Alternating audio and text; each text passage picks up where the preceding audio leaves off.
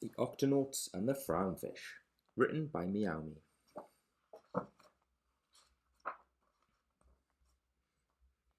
It was a quiet and rainy afternoon at the bottom of the ocean when Professor Inkling was dusting his dust jackets. Quasi Kitten was watering his catnip. Tune-Up the Vegemite was tossing a salad. Peso Penguin was pinging. Tweak Bunny was playing a game. Captain Barnacle's bear was singing in the rain. Shellington Otter was ponging. And Dashy Dog was sounding the octo alert. Alert! Alert! Alert! The crew hurried down to HQ to find Dashy monitoring the Octopod's screens anxiously. "There's a fish with a very big frown outside," she reported to the others. "He looks so glum that all the creatures around him are starting to get upset too." "I can't find a fish like him on the Octonet," Dr. Shellington said excitedly. "Could he be a new species?" "Octonauts, we should investigate," Professor Inkling declared. Up close, the little fish looked even gloomier. "Why are you so sad?" Dashy asked with concern. But the fish only replied, "Glub glub." What a dilemma. None of the Octonauts spoke Frownese. "Perhaps if we understood his language, then we could help him," Dr. Shellington proposed. Shellington and Dashy spent hours in the lab trying to learn Frownese, but it proved to be a very difficult language to translate.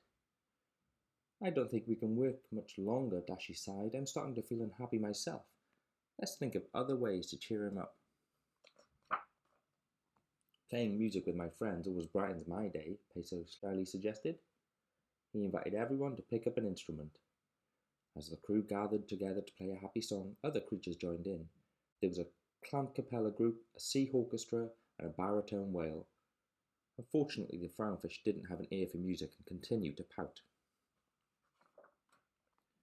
"It's hard to feel sad when you're being glamorous," Quasi announced with a flourish. "Let's have a dressing up party."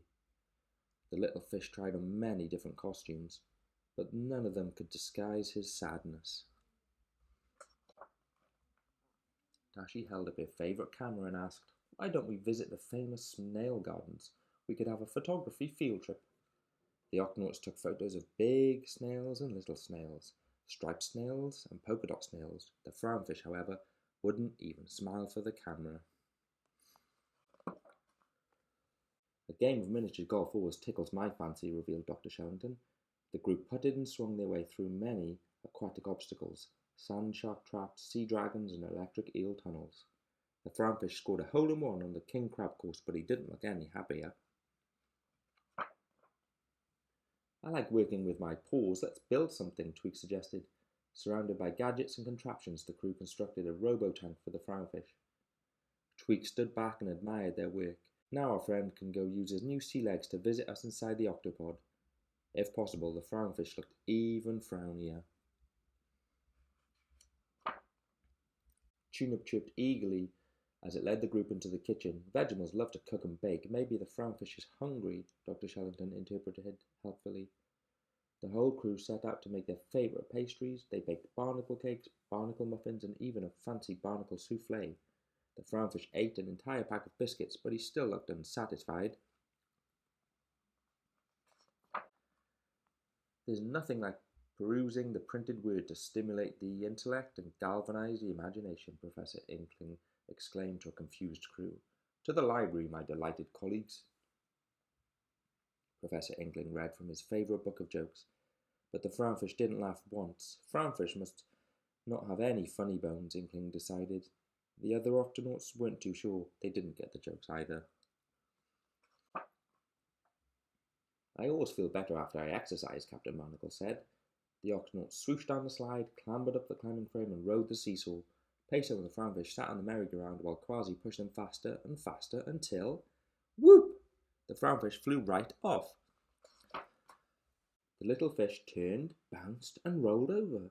Everyone rushed over in alarm. They'd only been trying to cheer him up, but now he might be hurt. To the Octonaut's surprise, the Frownfish had a big smile on his face. Of course, Professor Inkling realised, he's not a Frownfish. He's an upside-down fish. There are different types of fish that swim upside down. It's easier for them to spot food. This chap is a fine example of an upside-down catfish. Everyone laughed in relief. to discover that their new friend had been smiling the whole day. The catfish made a big "erp" and turned himself back upside down, or was it right side up? The end.